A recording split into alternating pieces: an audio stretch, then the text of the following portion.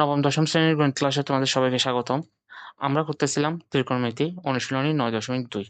এখান থেকে আমরা 24 পর্যন্ত সমাধান করছি। আজকে আমরা করব 25 এবং 26 নাম্বার।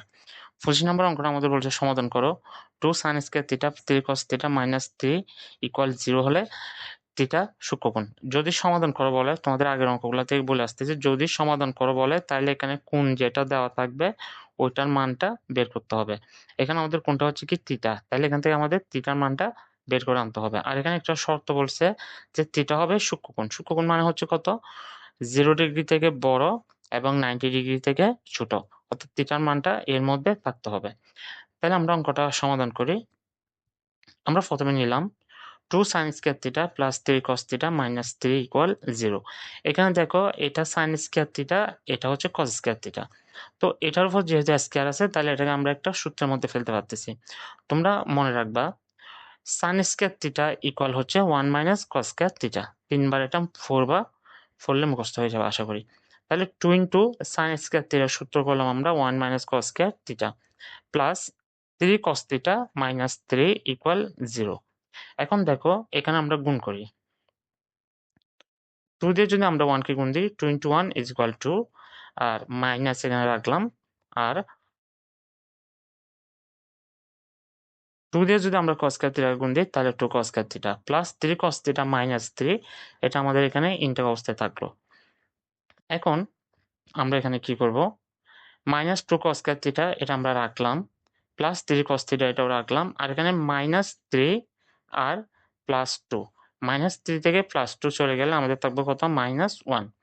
এখন এখানে আমাদের একদম শুরুতে একটা মাইনাস এসে গেছে না? এরকম শুরুতে যদি কোনো অঙ্কে মাইনাস চলে আসে তাহলে তোমরা আগে মাইনাসটা কমন নিয়ে ফেলবা। এখান থেকে আমরা মাইনাসটা কমন নিলাম, তাহলে এখানে সবগুলা চিহ্ন চেঞ্জ হয়ে যাবে। তাহলে 2 cos স্কয়ার থিটা এটা আগে মাইনাস ছিল, এটা এখন প্লাস হয়ে গেল, আর প্লাস 3 cos থিটা এটা আমরা এটা মাইনাস হয়ে গেল, আর প্লাস মাইনাস 1 এটা প্লাস 1 হয়ে গেল, ইজ ইকুয়াল কত? 0। তারপর মাইনাসটা আমরা এদিকে শূন্যের সাথে গুণ হলে মাইনাসটা কি যাবে? কেটে যাবে। তাহলে আমাদের থাকতেছে হচ্ছে 2 cos square theta minus 3 cos theta plus 1 equal 0। এখন এখানে আমরা মিডল টার্ম করব। মিডল টার্ম করার আগে যেহেতু এটার আগে একটা সহগ আছে, এটার একটা গুণ দিয়ে নিবা। তো 2 আর 1 কে যদি আমরা গুণ দিই তাহলে হচ্ছে কত? 2। তো তোমরা মিডল টার্ম করার সময় এই 1 টাকে 2 ধরবা। 2 হিসাব করতে হবে আমাদের। তাহলে দেখো 2 cos স্কয়ার থিটা মাইনাস 3 কে যদি আমরা ভাঙি, 3 cos থিটা কে যদি আমরা ভাঙি তাহলে এটা হবে 2 cos theta minus cos theta. অর্থাৎ এখানে 2টা cos থিটা আর এখানে একটা cos থিটা। 2টা cos থিটা আর একটা cos থিটা মিলে হচ্ছে কত? 3টা cos থিটা মাইনাস। এখন 2 cos theta into cos theta যদি আমরা গুণ দিই, অর্থাৎ 2 আর 1 যদি আমরা গুণ দিই, 2 একে কত? 2। এটা হচ্ছে আমাদের কত? 2। আর মাইনাসে মাইনাসে প্লাস। এটা হচ্ছে আমাদের মিডল টার্ম। এখন এখানে আমরা কমন নিই। এই 2টা থেকে কমন নিব, তারপর এই 2টা থেকে কমন নিব। এই 2টা এখানে হচ্ছে 2 cos square theta minus cos theta, এখানে আমাদের 2 cos থিটা কমন যাচ্ছে। 2 cos থিটা কমন নিলাম। 2 cos থিটা যদি কমন নিয়ে ফেলি এখানে আমাদের থাকতেছে আর just cos theta minus 2 cos theta থেকে 2 cos থিটা কমন নিয়ে ফেললে আর আমাদের থাকবে হতো 1। আর এখানে আমাদের cos থিটা প্লাস 1 আছে, এখানে আমরা মাইনাস 1 কমন নিলাম আর আমাদের হবে cos থিটা মাইনাস কত? 1। এখন এই cos থিটা মাইনাস 1 আর এই cos থিটা মাইনাস 1 এই দুটোটা থেকে আমরা একটা নিলাম cos থিটা মাইনাস 1, আরেকটা এটা হচ্ছে আমাদের কত? 2 cos থিটা মাইনাস 1। এই 2 cos থিটা মাইনাস 1 ইকুয়াল কত? 0।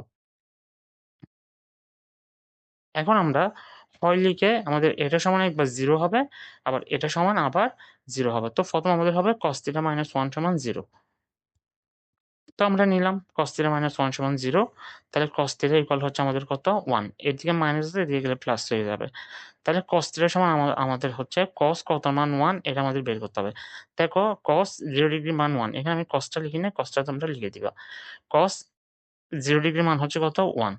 এখন এদিকে আমাদের cos আর cos কাটা যাবে। থিটা সমান হচ্ছে কত? 0 ডিগ্রি। এরপর আমরা নিব বাকি অংশটা। বাকি অংশটা ছিল আমাদের 2 cos থিটা মাইনাস 1 ইকুয়াল 0।